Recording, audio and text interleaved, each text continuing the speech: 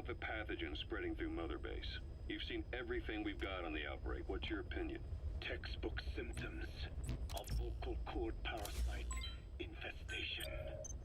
And judging from this casualty list, it is the Kikongo strain, meaning a breed of parasite that triggers symptoms upon detecting pronunciation specific to Kikongo. So our Kikongo-speaking staff are at risk? Quite so. He's right. All the victims do speak Kikongo. So they can survive if they just use another language? There is no guarantee. You're only dealing with the Kikongo strain. Other language strains may be present. You well know he was teaching them languages from all over the world. The Devil's House. Nzoya Badiabulu. There is no way to know how many strains he has at his disposal. So how do we keep them from becoming symptomatic? You mentioned using microbes. Use this. The type of Wolbachia. Introduced to a sample of the parasite. Wolbachia? A parasitic bacteria that colonizes the parasites, turning male to female and preventing copulation. You must cultivate more. What have you done with the infected bodies? Cremated to stop the spread of infection, but we did keep a few for study. Good.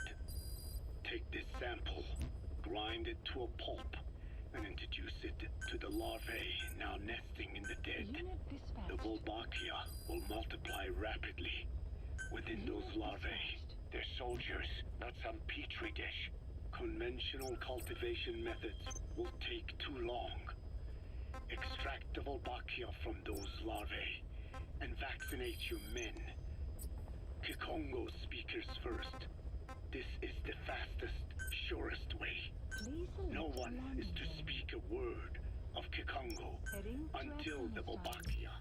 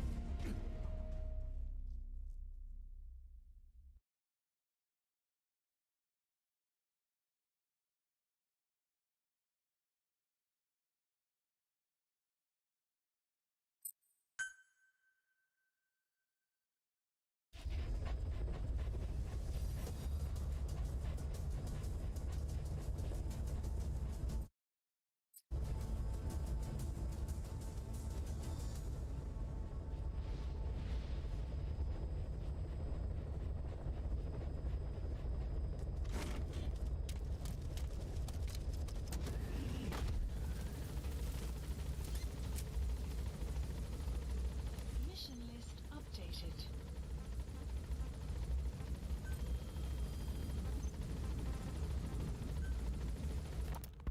About the pathogen spreading through Mother Base.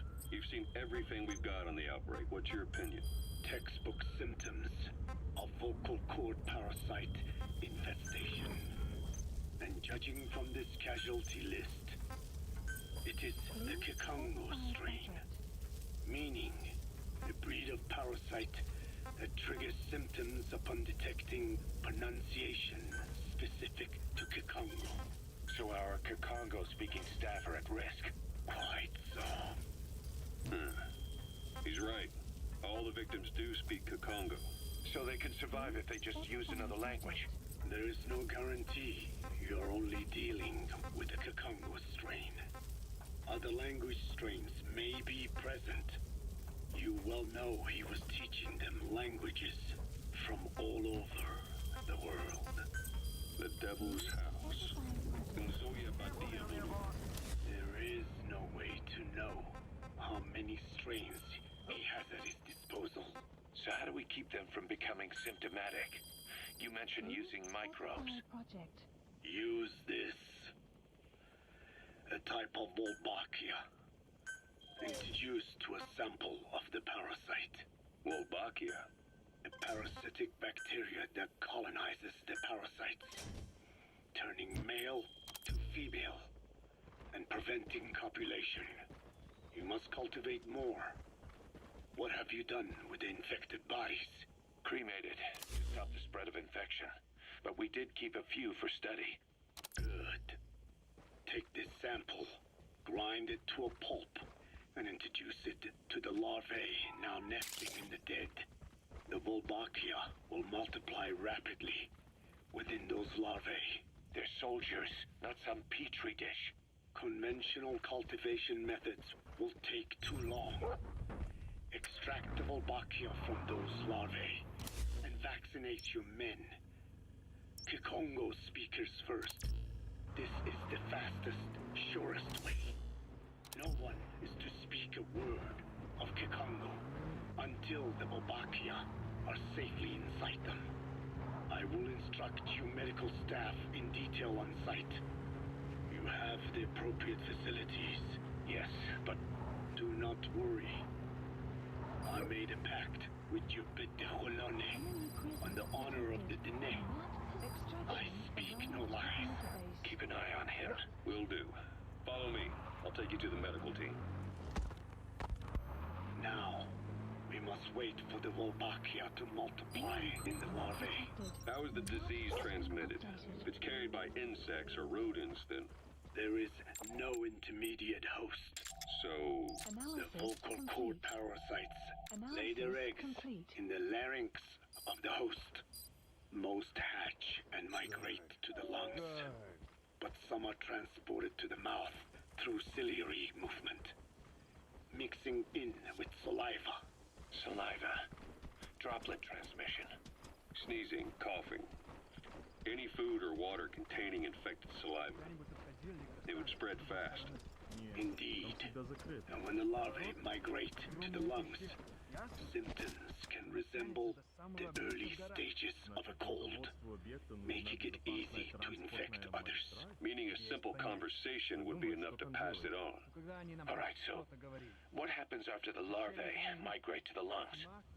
It is as I said before. They mature by feeding on alveolar tissue. It is only then that noticeable symptoms appear in the host. And by that point, it's too late. He's infected everyone else. It's one hell of a weapon you've created.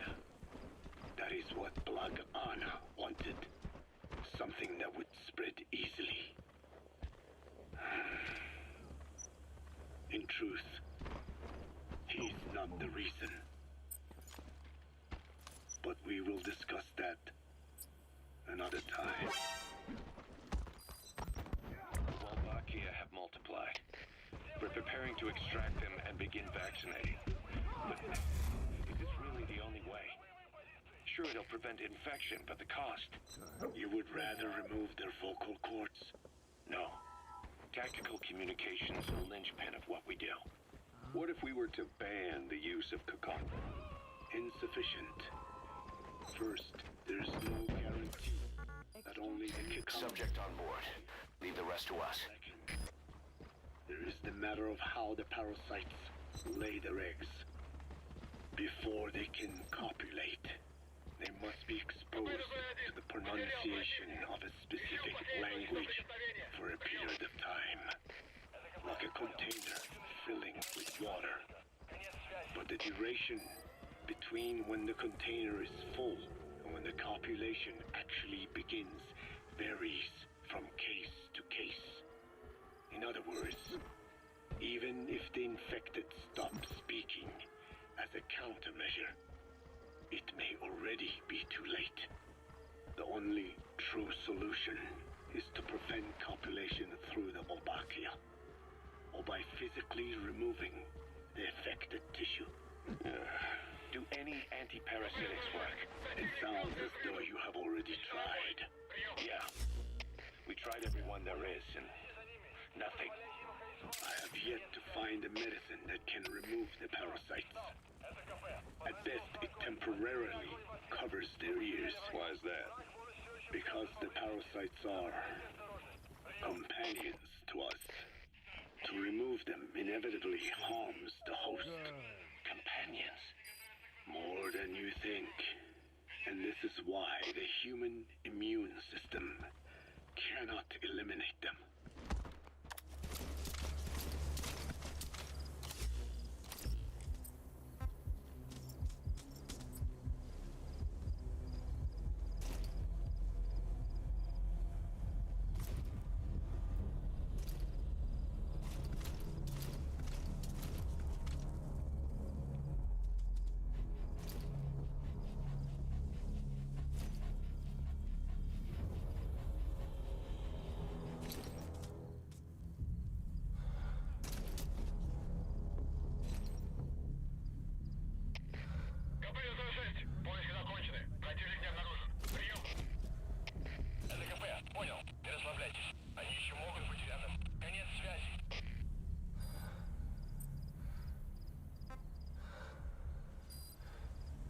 Go!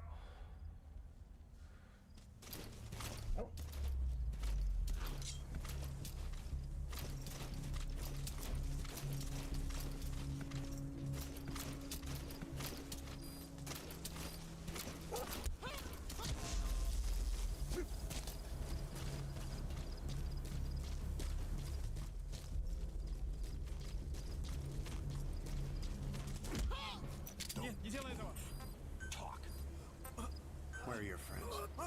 Caution. Sandstorm. The map has been updated.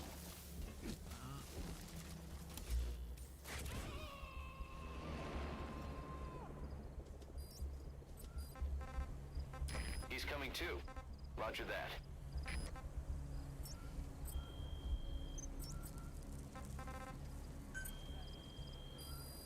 Please select a mission.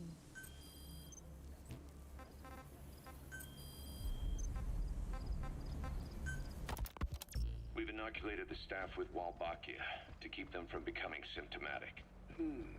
That should also contain the infection. How did this happen in the first place? It has to have been a Cypher spy within our ranks. If this is so, then why the Kakongo strain? If their intent was to wipe you out, Skullface said the remaining English parasite was close to the boss. If this latest strain was his doing, he wouldn't have tipped his hand. it is possible someone brought eggs onto the base without knowing. Stuck to their shoes, clothing. Now that makes the most sense to me. And where did the eggs come from? You mentioned that your boss visited Nzoya Badiopulu. Sure, but his gear's disinfected immediately upon return. Then he was not the carrier. And not just the boss. All staff dispatched to high-risk regions were quarantined on the flight back. When the symptoms first appeared, we checked and disinfected all equipment used up to that point. Any and all prisoners, soldiers, materials, and animals extracted during missions were also quarantined. So, that just leaves. I have seen children around here. they from? All over. Some were being held hostage at a mine. Then there were the troublemakers at Bwala Yamasa. Bwala Yamasa. Yeah. Their clothes, their things. Did you burn them? They're just kids. We couldn't. And besides, not one of them's shown symptoms. The parasites don't infect prepubescent hosts. Their vocal cords are not fully developed. Well, if infection doesn't occur in children, It is possible they carried eggs on their clothes, and the infection spread from them. Check the kid's stuff. I doubt there is any trace left by now. But if there is, some of those kids must be close to hitting puberty. How could we have missed it? the name Bwala Yamasa got quite a reaction from you. I'm guessing the Kakongo strain was released in that village. Cypher used that region to experiment with vocal cord parasite transmission. The Kakongo strain. The settlements around the refinery upstream of Bwala Yamasa were the proving grounds. They would infect one villager and record transmission speed. Dangerous work. If they failed to contain the infection, it would slip into the surrounding regions. At which point the world found out about the parasites, making them useless as a weapon. Incredible they'd risk such a thing. The test site was densely populated too. A terrible place for such experiments. No doubt, they thought burning everything would wipe away all traces. The settlements were covered in oil anyway. Who would wonder if one day they caught fire? And so it did. They burned it all, living and dead. Those remains. But they miscalculated. Transmission speed was far faster than anticipated. It may have been the temperature, or hygiene standards, or perhaps the parasites reacted quickly to Kikongo. Whatever the reason, nearly all villages were swiftly infected, and the settlements reduced to mounds of corpses. You gotta extract him. Dry season was ending. When it came time to burn the village, the Moneni River had swelled. Many of the bodies were waterlogged. Meaning they didn't burn completely. The corpses still contained viable eggs, and the larvae washed downstream. And when the people downstream drank that water, That marked the end for Bwala Yamasa. I learned all of this at the mansion. I warned him of the risk of eggs getting out. And We are prepared for any eventuality. I get it. Analysis complete. Putting the oil field back online. The oil leaks, saner. They plan to pollute the river. Prevent the spread of infection. but the oil flow was stopped. And downstream, the people of Masa village started using the water again. The PF soldiers deployed at the village were locals, spoke Kikongo. They were infected, and the kids survived. I've heard enough. And who stopped the flow of oil? Don't. We did. That confirms it. The source of the Kikongo strain infection was Masa village. And the children brought it here. It is no one's fault. There is no blame to be cast. The parasites, they were tested in other regions? Their physiology requires that they be tested under varied conditions. Another test site was in Afghanistan. So it was the parasites there. Both the Pashto and Tajik languages are spoken in the mountains of Afghanistan, and population density is low. Ideal testing grounds for how accurately the parasites target only the specified language. It is also relatively easy to prevent the spread of infection. And the results? The first test, I am told, was a success. Once the Pashtun Mujahideen were infected with the Pashto strain, they were all but wiped out. The Hamid fighters at Smasei Fort. It was doubly successful. No Tajik Mujahideen or Soviet soldiers became symptomatic. So the parasites proved to be effective. What about the second test? Also supposedly a success. The Pashtun village was the target. However, the original aim was to obtain samples of the infected. In this, they failed. And the village? The Soviets enacted the standard scorched earth operation. That must have been the village where Malak lived, before being held captive at La Marjate Palace. Having had more time to think on it, Where are your friends? the details shared with me may have The been map false. has been updated. They are madmen who would do anything to cover up the truth. They certainly seem to like tossing their problems in the fire. As a boy, Skullface's life went up in flames. Perhaps that is what fuels his fixation with fire. Subject on board.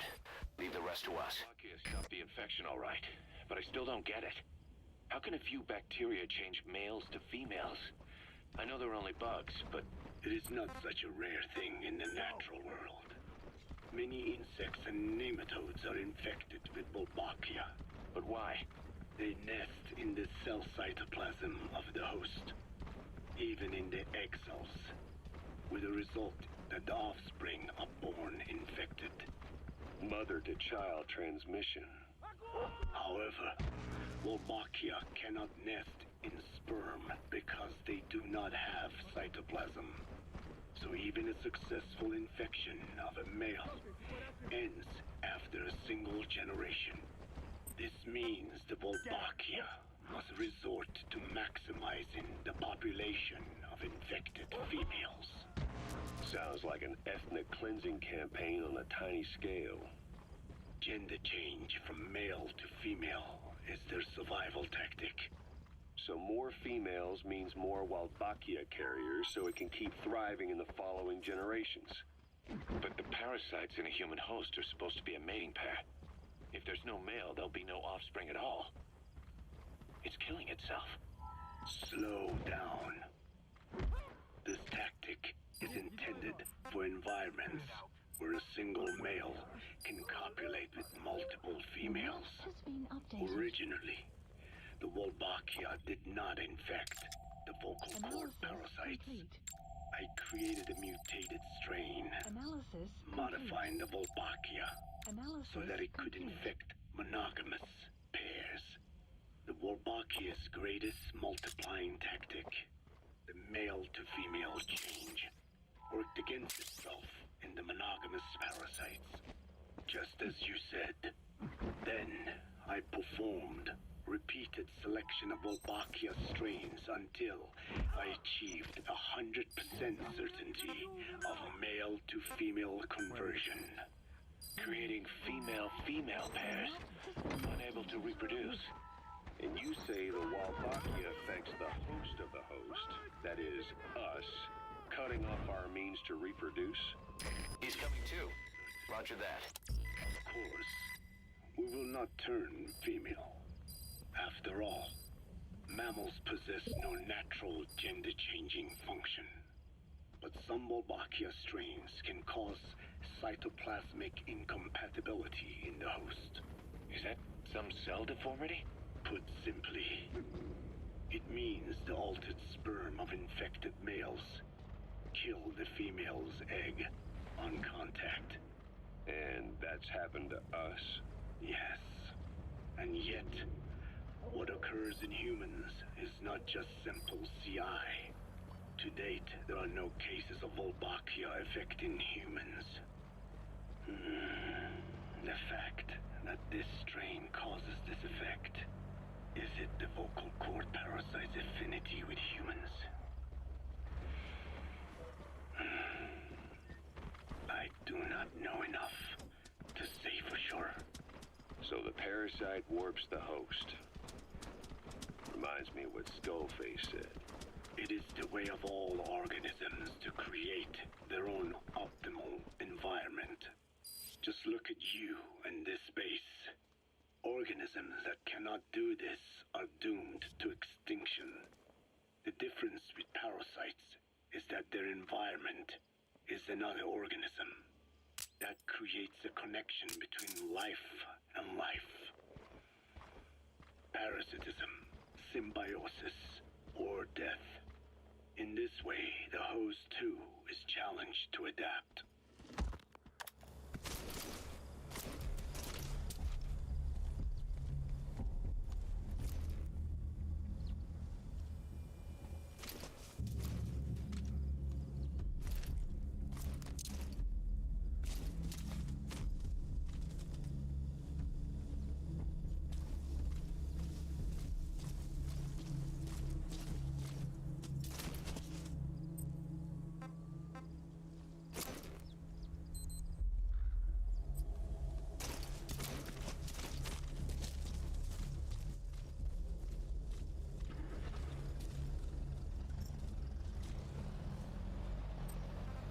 Sun will rise momentarily.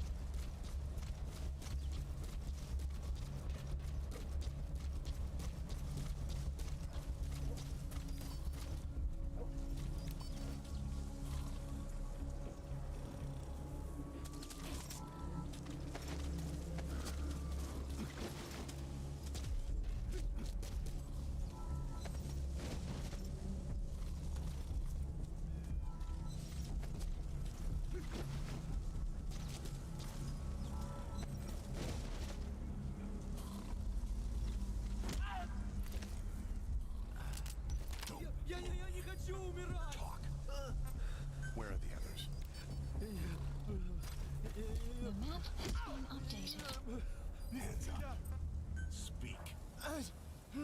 Where are your friends? The map has been updated.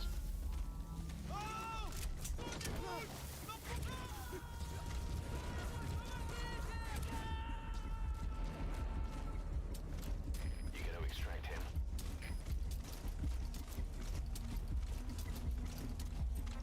Go! Hands up.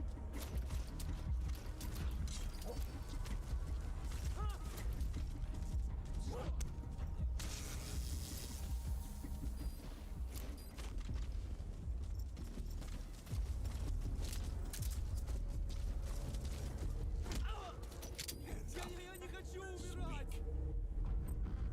Where are the others? The map has been updated.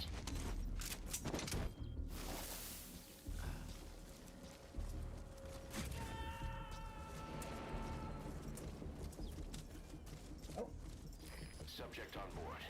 Leave the rest to us.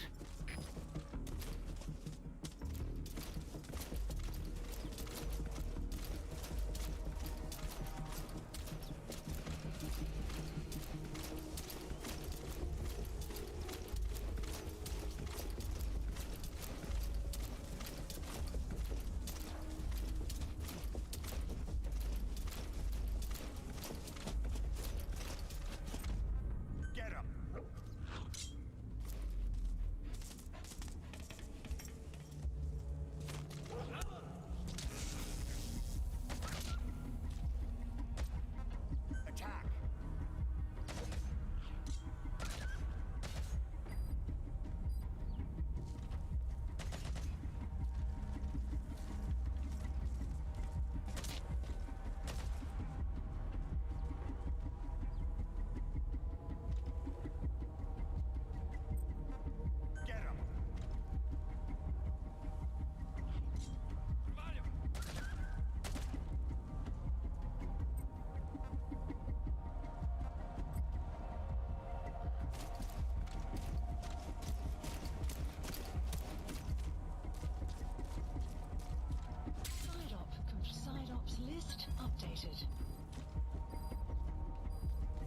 Extraction arrived at Mother Base.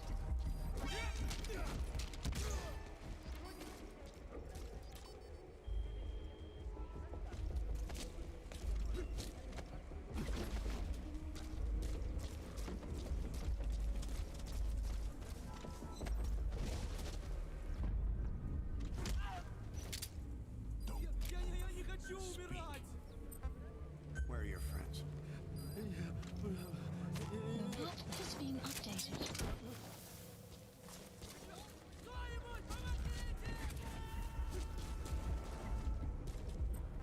Go! He's coming too. Roger that.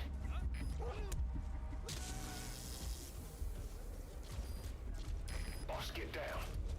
The enemy sniper. Stay low and crawl along the ground.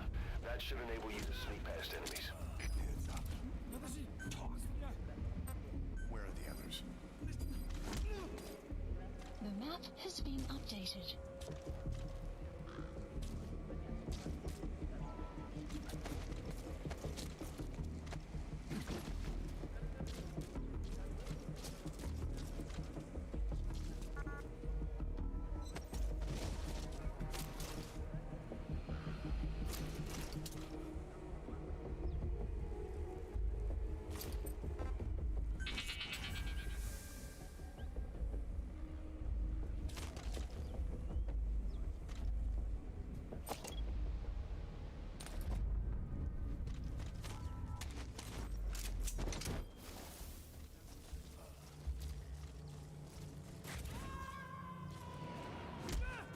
Hands up. Where are the others? You gotta extract him.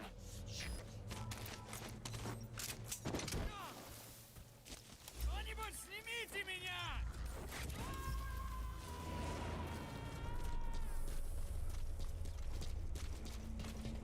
Subject on board.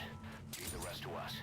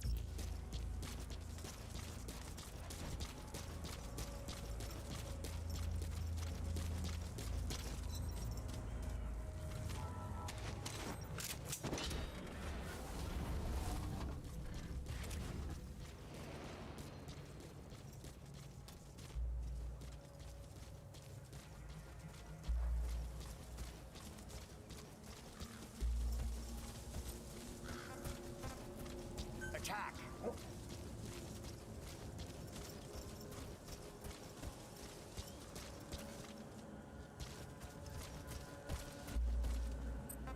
Go!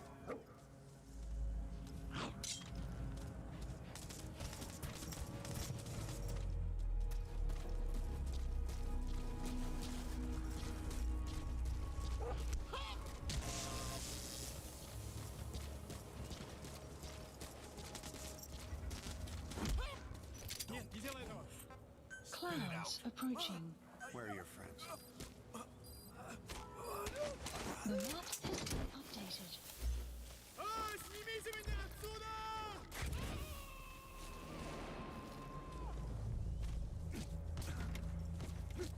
He's coming too. Roger that.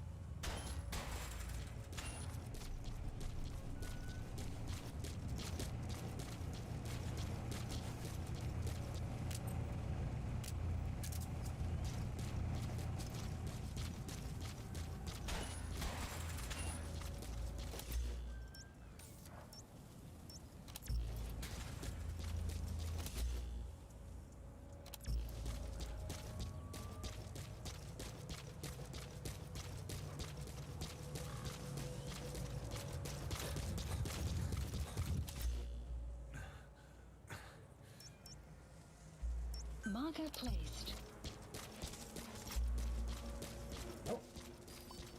You have arrived at your destination.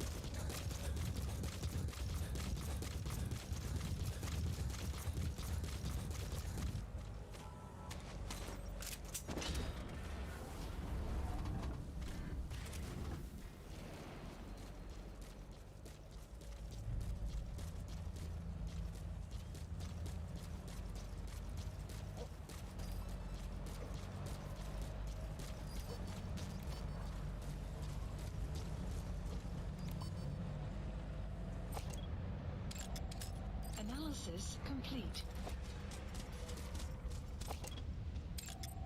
Analysis complete. Analysis complete. Analysis complete. Analysis complete.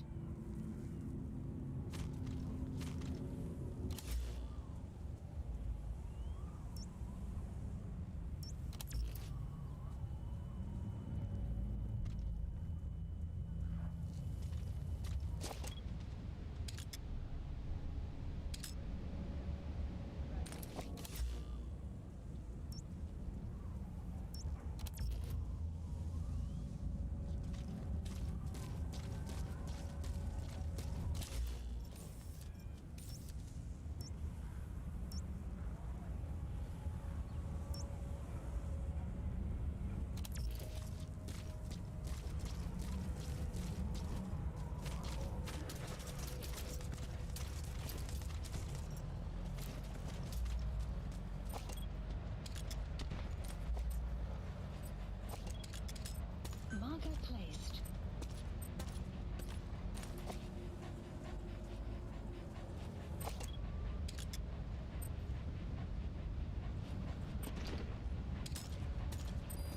Attack!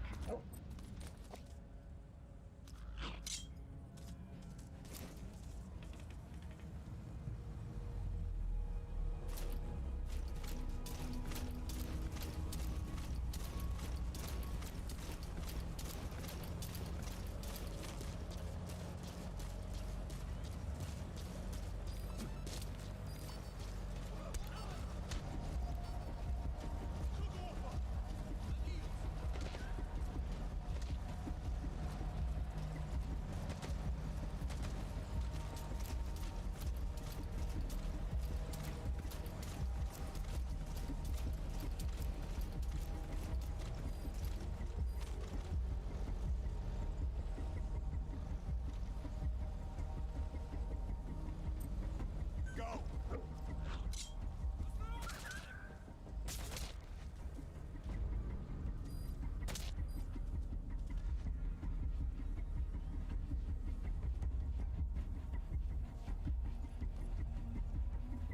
Caution.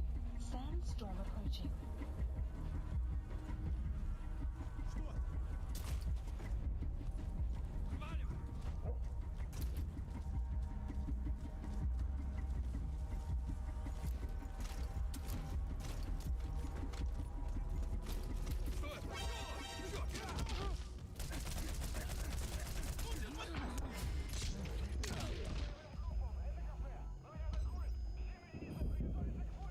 Extraction failed.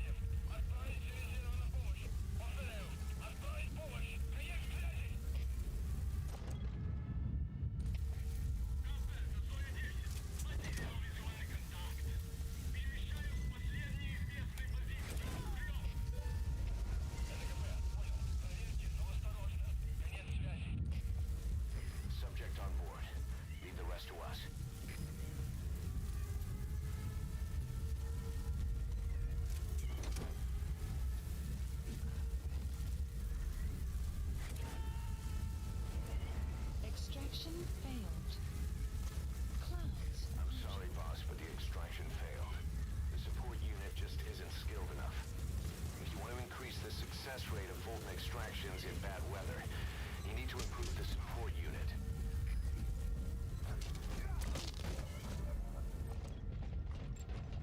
Analysis complete.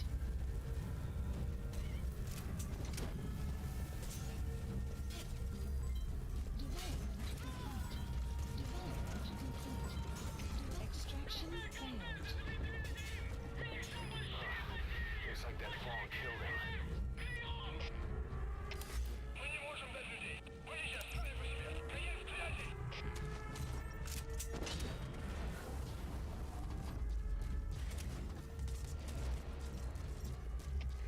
Комплект, Дмитрий-1. Потерял визуальный контакт. Перемещаюсь к последней известной позиции. Прием. Это КП. Понял. Обследуйте сектор. Но осторожно. Конец связи.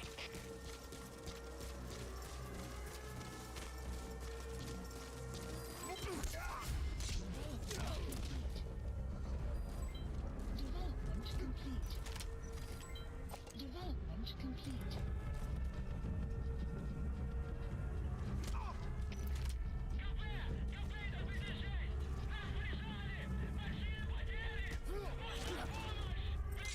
Speak.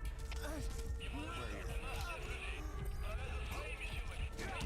Map has been updated.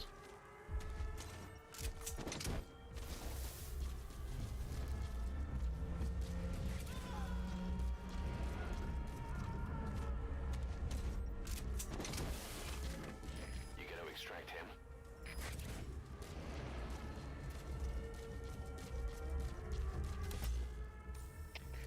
Копейто 26. Потерял визуальный контакт. Перемещаюсь к последней известной позиции. Прием. Это КП. Понял. Будьте очень внимательны. Реагируйте на каждое движение. Конец связи.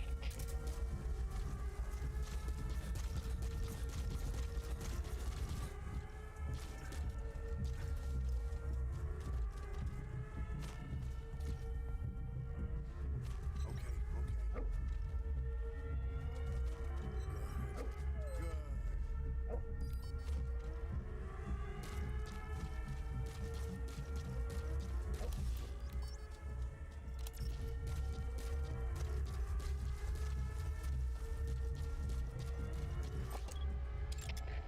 Analysis complete.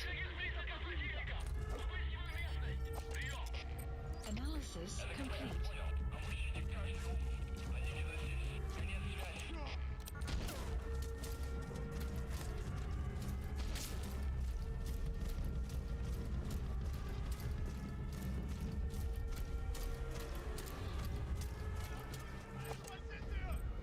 Get him! КП! Копейто 56. Очень большие потери. Требуется немедленная помощь. Прием. Сейчас не можем. Ладно, пока мы не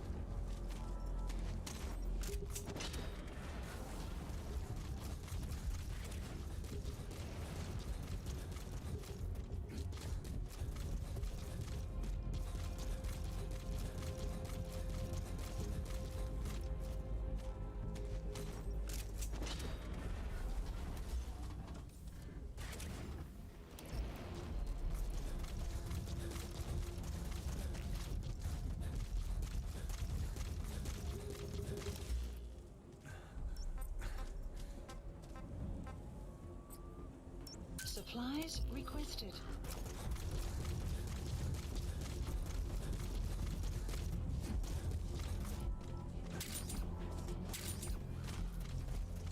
Supply drop complete.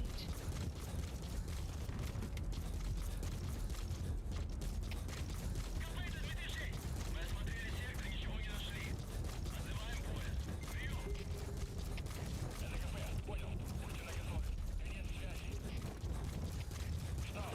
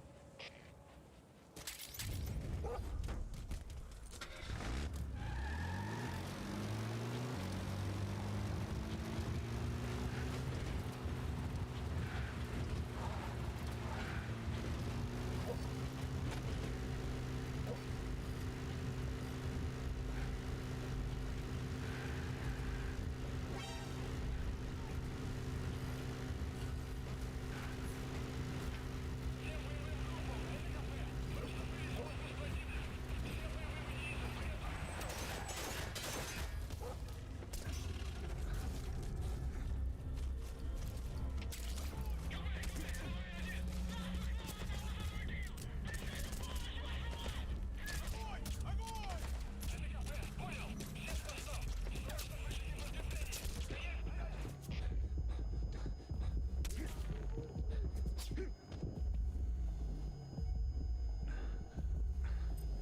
Attack!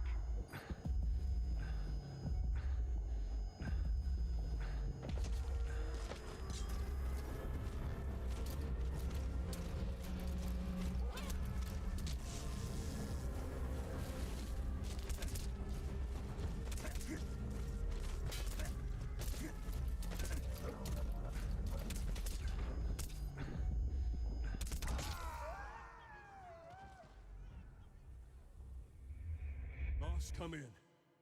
Boss?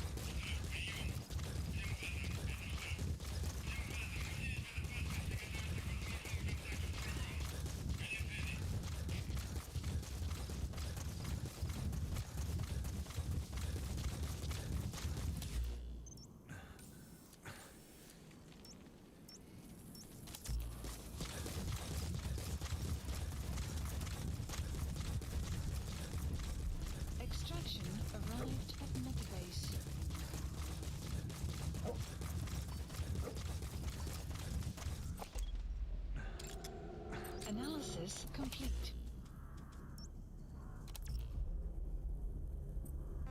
Get him!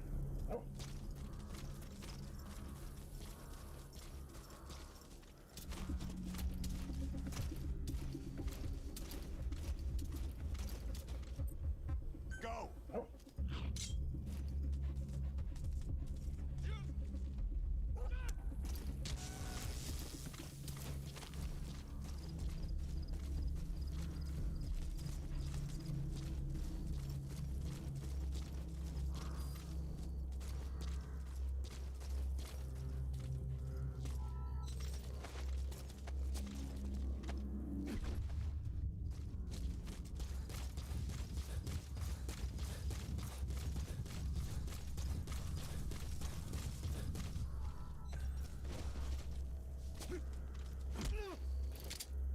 Hands up. Подожди, не стреляй. Talk. Where are your friends? The map has been updated.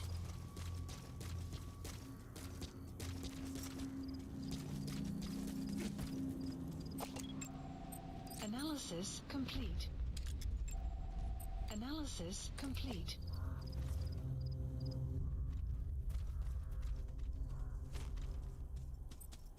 Attack!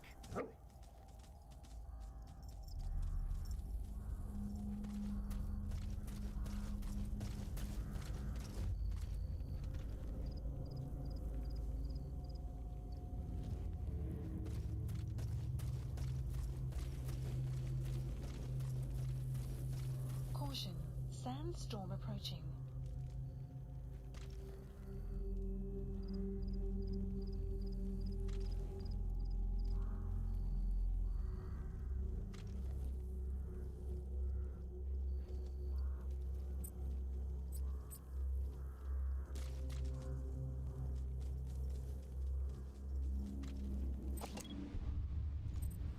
Get him!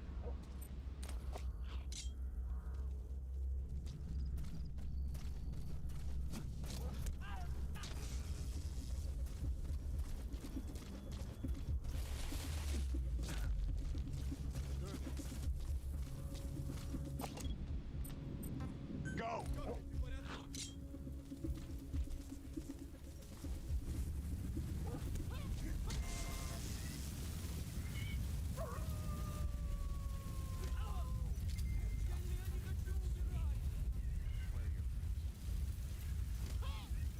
The map has been updated.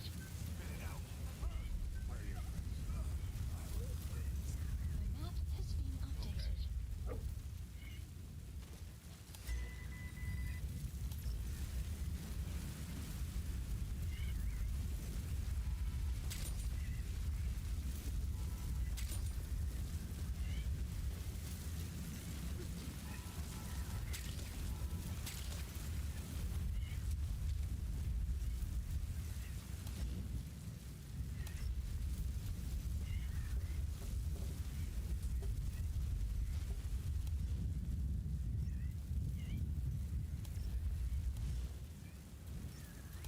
The weather will clear shortly.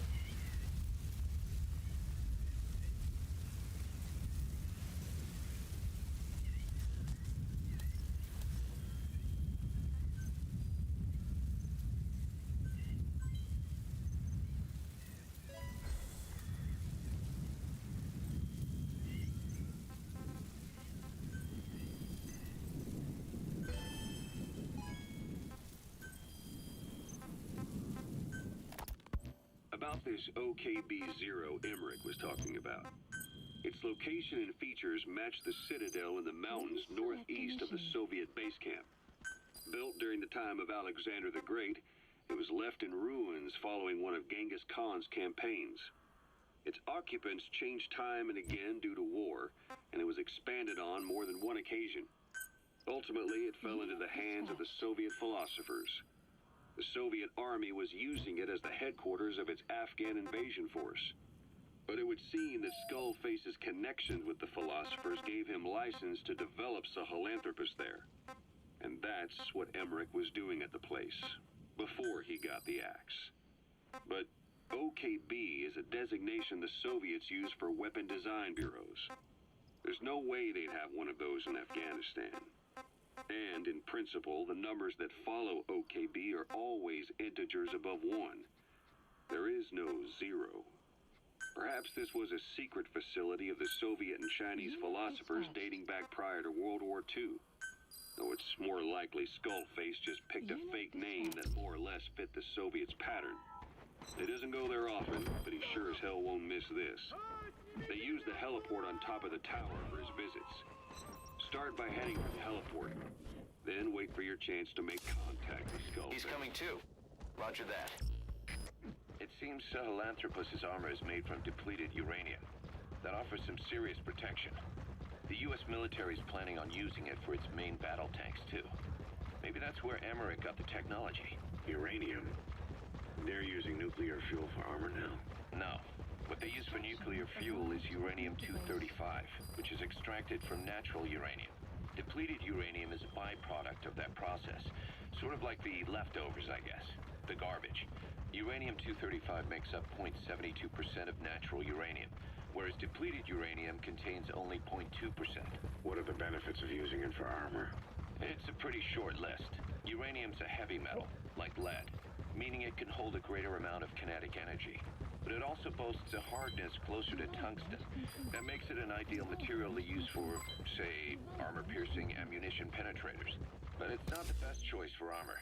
Its volume is less than that of ceramics, but for an equal weight, you could end up with less protection. So why use it then? According to Emmerich, it came down to him being unable to source ceramics technology from a manufacturer. Plus, given that it's an upright walking vehicle, he wanted to reduce the bulk of certain areas. Despite all that, depleted uranium still makes for some tough armor, and Emmerich says it's been proven in live fire tests. It stops most Soviet tank shells.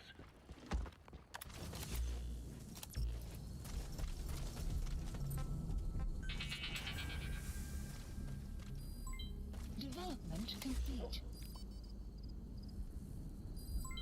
Development complete. Enemy presence detected. Go, Tucker. Map has What are the been metallic updated. archaea? Volcanic craters spewing sulfur. Water hot enough to boil your skin off. Ocean depths of 800 plus atmospheres. Wastelands radioactive enough to kill you where you stand. Analysis complete. There are groups of organisms that survive despite. No. Because of living in such environments. I've heard about them. Extremo something. Extremophiles. By selecting certain species, then subculturing and repeatedly modifying them, I created a metallic offspring of pure archaea. They subsist on metals rather than organic matter. And some of them even consume uranium? Yes. Uranium enrichment archaea metabolize only uranium. That's the target. Analysis As a complete. result, they produce weapons-grade enriched uranium. How is that Analysis possible? Complete. Consider how plants fractionate carbon isotopes when they conduct photosynthesis. Nature possesses abilities beyond our imagination. So it was archaea that brought down your chopper? Corrosive archaea, yes. They oxidize Analysis metals, complete. feeding off the energy in the electrons they receive. What became of the wreckage? We had the R&D team retrieve samples for study in airtight plastic containers, of course. Prudent. We shall extract archaea from it in good time. They should help you fight back against Blagana. Any chance we could start now? It doesn't have to be a lot. I might just have another use for them. If it's only a small amount you need. That's fine. I'll get the R&D team to assist. Let's go. South Africa was previously suspected of developing nuclear weapons.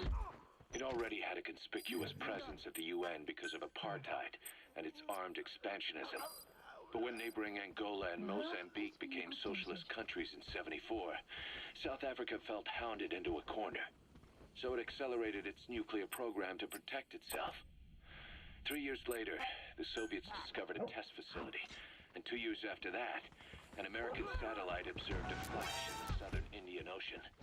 It said this was South Africa conducting a nuclear test with the help of a certain ally. Skullface used the situation in South Africa to get this ally to lend a hand. They both wanted nukes, so it was a mutually beneficial relationship. On the surface, anyway. I figure South Africa started getting serious about nuclear weapons production in '75. In '74, the government was still able to get by with bluffing that it had a nuclear arsenal. But the year after, word spread that an independent armed group in the Caribbean was crushed by Cypher for possessing a WMD. That's right, boss. What happened to you and your men was the reason South Africa decided to push ahead with nuclear development. A force independent of any country getting its hands on a nuke. That was a threat to the existence of countries everywhere. It wasn't just South Africa. Your presence pushed a lot of countries to get nukes. The world was... You gonna extract him? You were a threat to more than just the Cold War. Arrived at Mother If Base. nations are gears in a machine, you had the power to smash them loose and watch the whole world grind to a halt.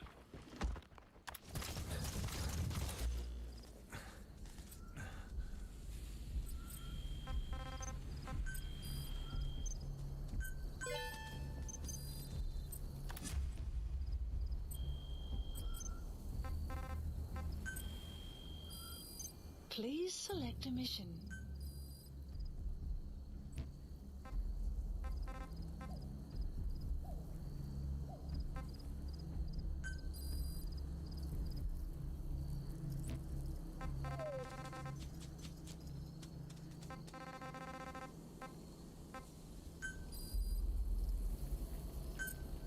Unit dispatched.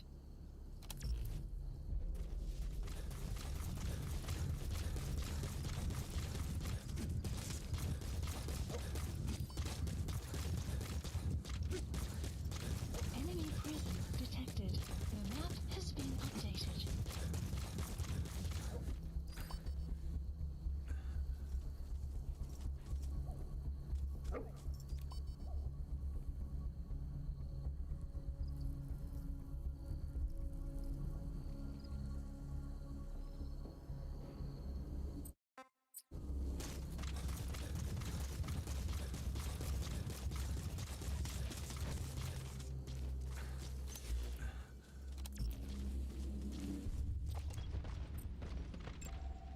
Analysis complete.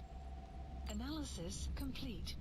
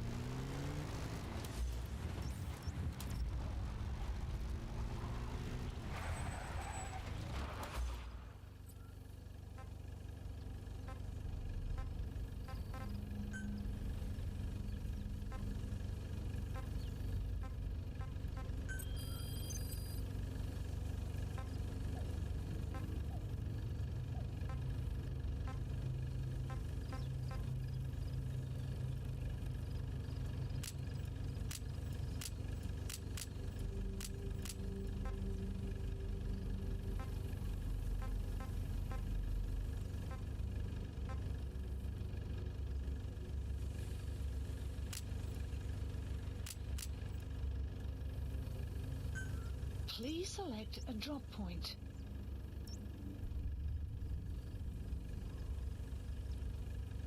Supplies requested.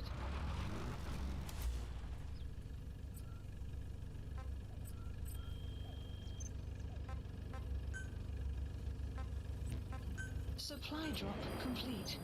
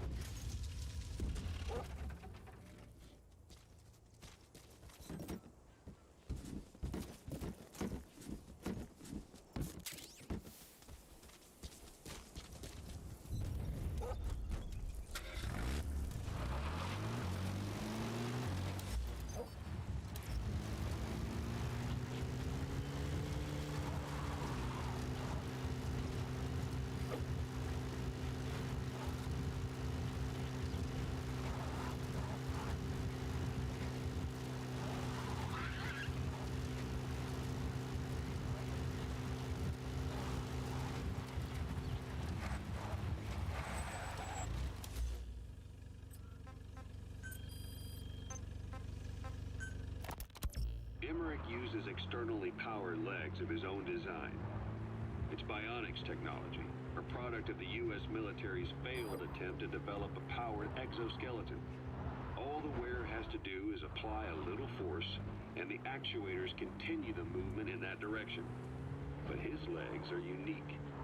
Instead of using a hydraulic mechanism, the actuators run off metallic archaea. That increases the actuator's reaction speed and also enables him to lock and release the joints at will. The legs are a nifty little gadget, but they have two clear weaknesses. First, they're dependent on external power. Maybe because he built them knowing he couldn't leave his lab. There's no internal battery. That's why they won't work if they aren't plugged in. Second, and this is more than just a weakness, the legs are directly connected to his bones. Could be to minimize signal loss and the orders output to the legs and the drive response from them. Either way, Emmerich has used bolts to attach load-bearing parts directly to his femurs, probably by mimicking surgical treatment for compound fractures and the like. But the end result is those legs and his body are fused together. And that appears to be how he's able to move them so precisely. But that also means that any shock to the legs would be delivered right to his bones by way of those bolts. The same is true if he encounters the corrosive metallic archaea.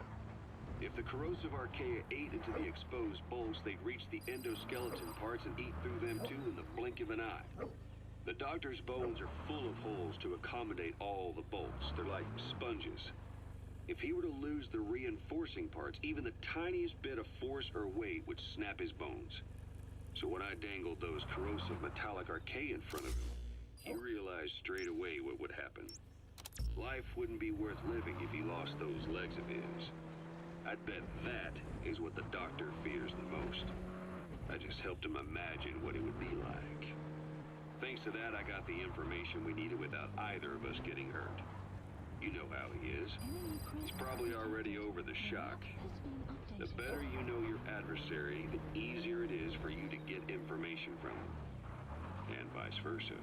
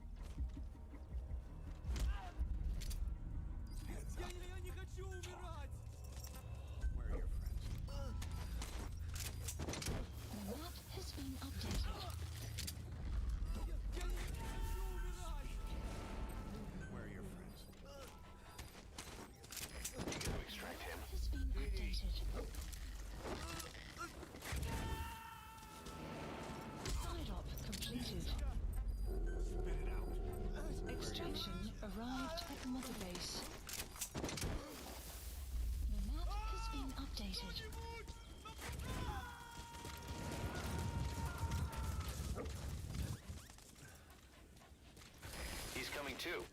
Roger that.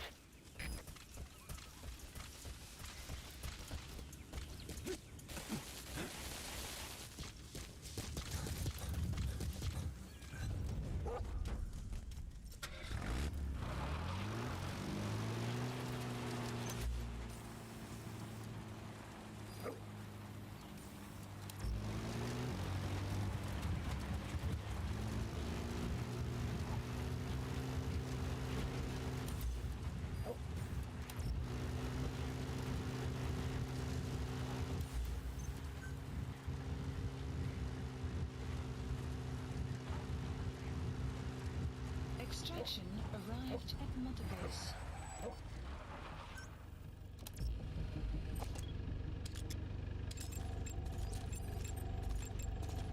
Analysis complete. Analysis complete. Analysis complete. Analysis complete.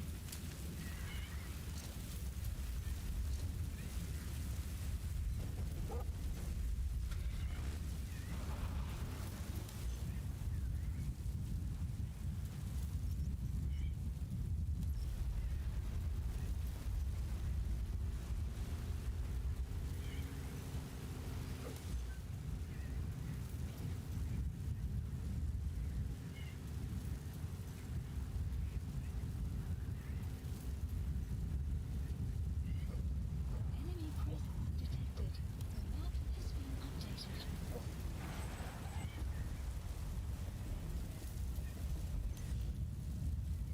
Weather will clear shortly.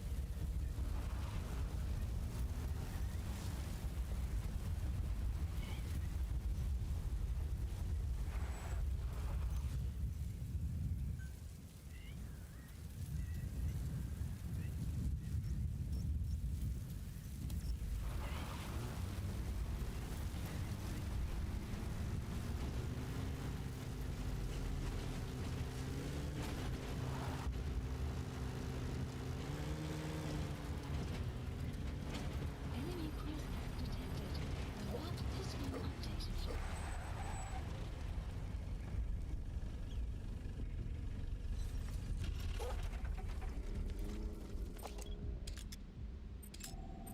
An enemy presence detected.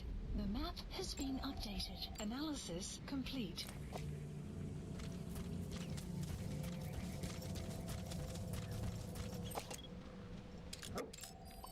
Analysis complete.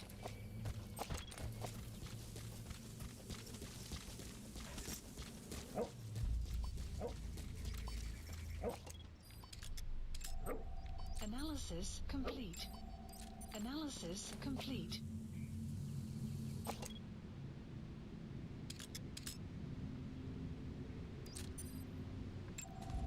Analysis complete.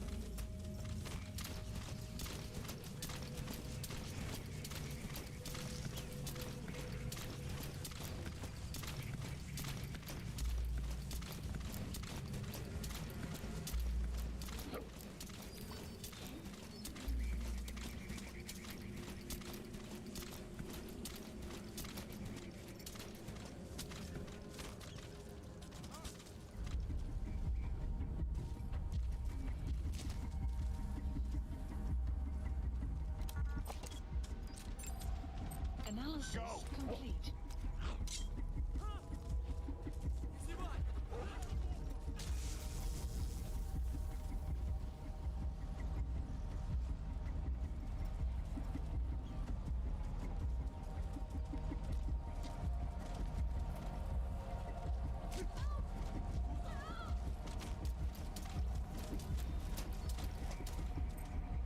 Get him!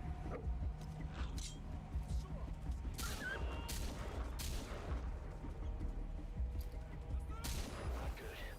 Don't let your buddy die, Snake. I'm pulling them out of there.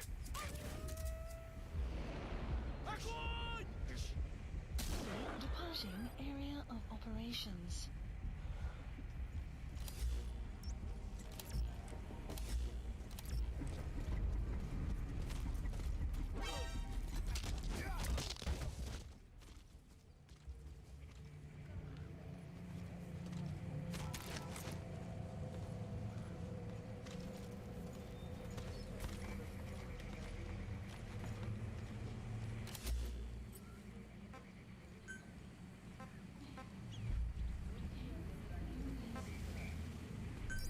Please select a deployment. Dispatch requested.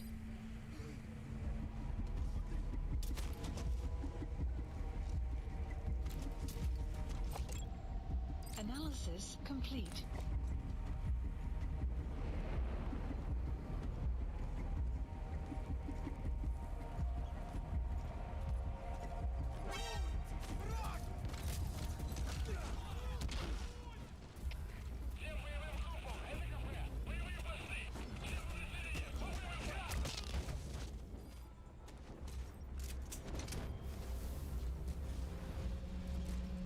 Buddy, that sniper map has been updated. You gotta extract him.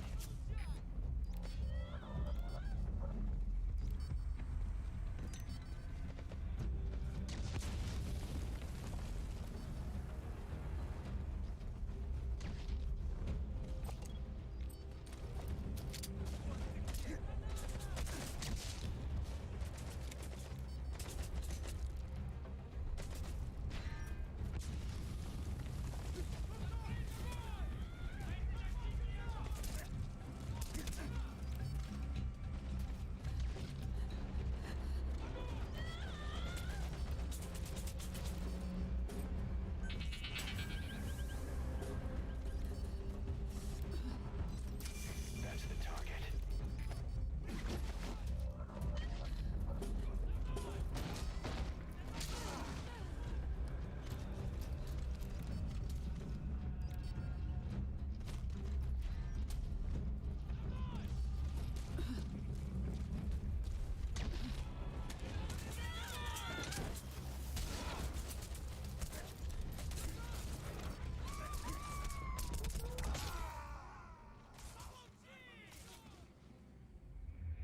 Snake, talk to me! Snake! Snake!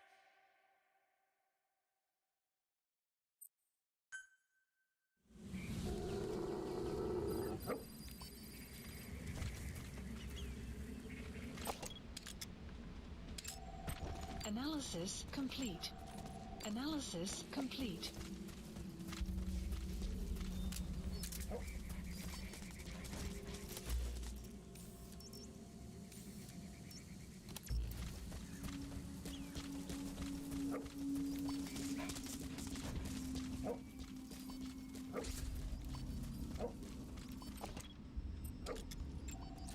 Analysis complete.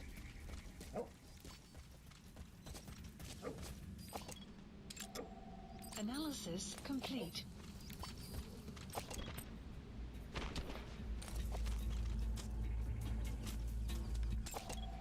Analysis complete.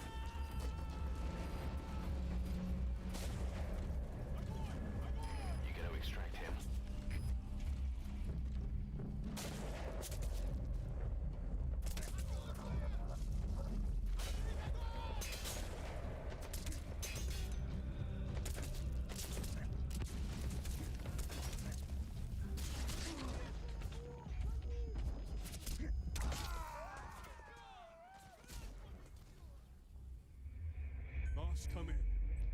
Boss? Boss!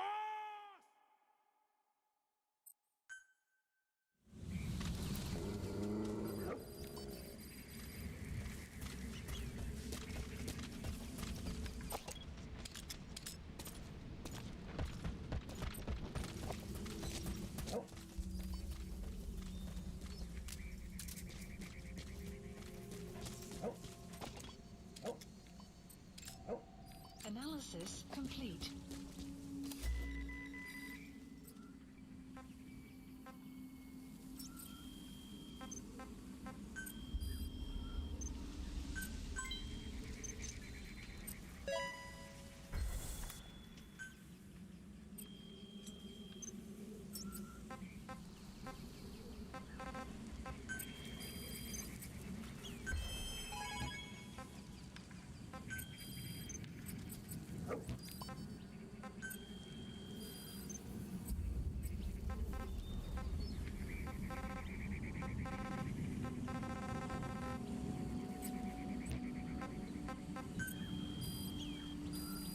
Please select a mission.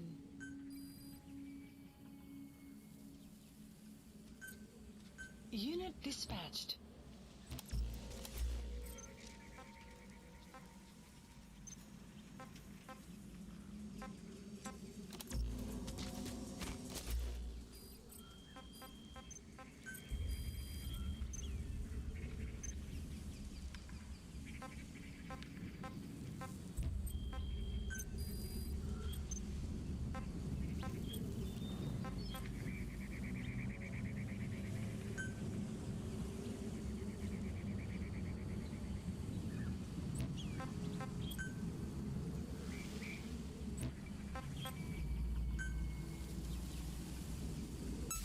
Commencing platform construction.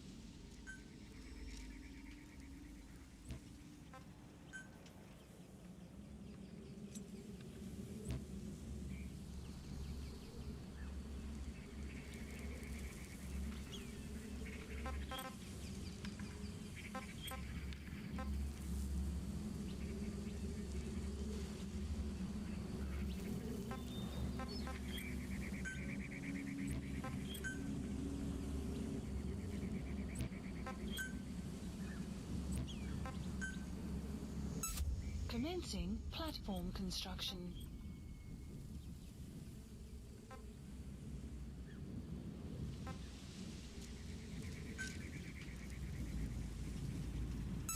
Commencing platform construction.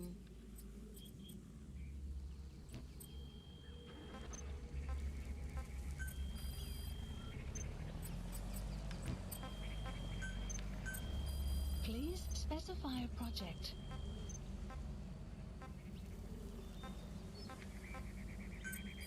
Please specify a project. Please specify a project.